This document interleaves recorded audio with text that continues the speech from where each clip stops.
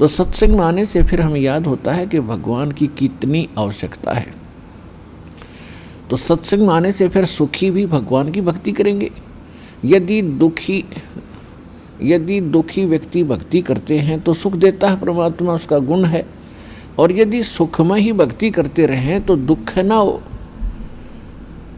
और मूल काम मनुष्य जीवन का भक्ति ही करना था, वो हम भूल चुके थे।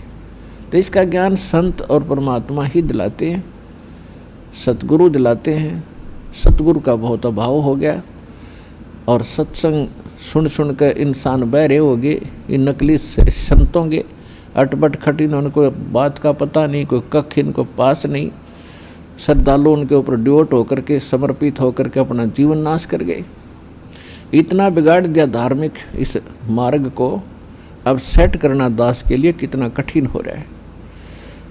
इतने टीवी चैनल चलते हैं, सब पर कोरी बकवाद घड़ी जाती है इन संतों के द्वारा, कख भी पता नहीं, और सब सुन सुन कर बहरे हो लिए और उनको फाइनल मान चुके। तो इसका अब धीरे धीरे निवारण होगा इस संकट का।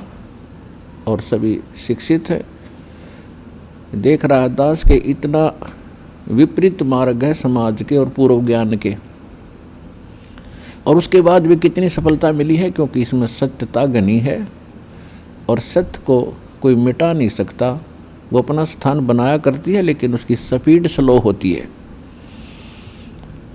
भले ही धीरे धीरे चलेगा, लेकिन ये सफल होगा और एक दिन पूरा विश्व इस ज्ञान को और इस भगवान को स्वीकार करेगा और उद्धार होगा, सुखी होंगे।